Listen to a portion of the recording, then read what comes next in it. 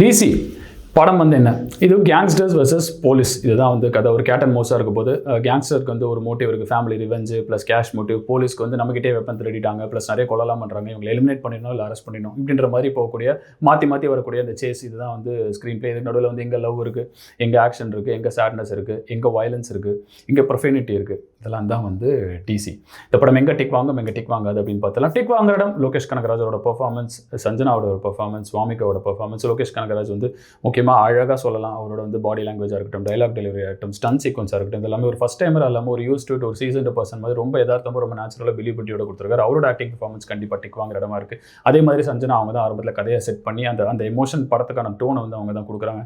So அவங்களோட performance, body language, acting, dialogue delivery எல்லாமே வந்து டிக் வாங்குற இடமா இருக்குது. ஸோ கண்டிப்பாக அதுவும் வந்து சொல்லலாம். அண்ட் முக்கியமாக வாமிகா வந்து என்ன சொல்லலாம் அப்படின்னா வந்து சேட்னஸ் இருக்குது, ஆங்கர் இருக்குது, ஒரு டெட் சைலன்ஸ் அவங்க ஃபேஸில் இருக்குது. அதுக்கப்புறம் வந்து ஒரு ஃப்ரெஷ் எக்ஸ்பீரியன்ஸ் கொடுக்கக்கூடிய ஒரு ரியாக்ஷன்ஸ் இருக்குது.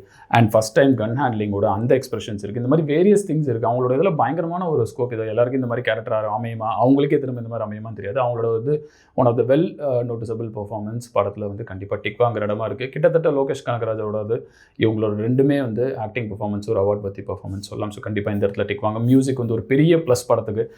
ஆக்டிங் எவ்வளோக்கு எவ்வளோ ஒரு முக்கியமான விஷயமோ அதே மாதிரி வந்து மியூசிக்கும் ஸ்டண்ட்டும் பெரிய விஷயம். மியூசிக்கில் வந்து அனிருத் அவர்கள் வந்து எல்லாருக்கும் 2 கையில் வாசிக்கிறாரு, இந்த படத்துக்கு மட்டும் 10 கையில் வாசிச்சிருக்காரான்னு தெரியல. ஸோ கண்டிப்பாக இந்த இடம் எல்லாமே வந்து டிக் வாங்கும். சாங்ஸு, மியூசிக் எல்லாமே. அண்ட் ஸ்டண்ட்டு, அந்த ஒரு ஹாஃப் ட்ரங்காக இருக்கக்கூடிய அந்த ஒரு ஸ்டண்ட் ஒன்று வரும். அதை வந்து ஸ்டேஜிங் பண்ணியிருக்கிறதும் நல்லா இருக்குது. அதை வந்து சினிமாட்டோகிராஃபியில் விஷுவலாக பண்ணதும் வந்து ரொம்ப நல்லா இருக்குது. ஸோ கண்டிப்பாக இந்த இடங்கள் எல்லாமே வந்து டிக் வாங்குற இடமா இருக்குது. அண்ட் நல்ல என்கேஜிங்காக வச்சிருக்கக்கூடிய விஷயமா இருக்குது.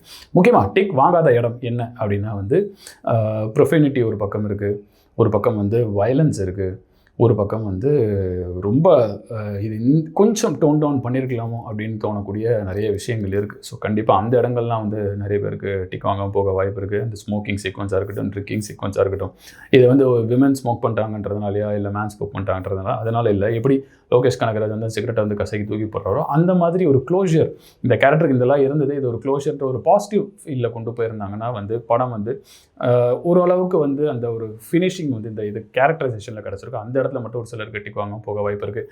மற்றபடி இந்த படம் டேஞ்சரஸா, இந்த படம் கல்ட்டா அப்படின்னு கேட்டிங்கன்னா it is dangerously a cult film. தேட்டரில் பார்க்கலாமான்னு கேட்டிங்கன்னா தாராளமாக பாருங்கள். இந்த படத்துக்கு நம்மளோட டிக் 4 out of 5.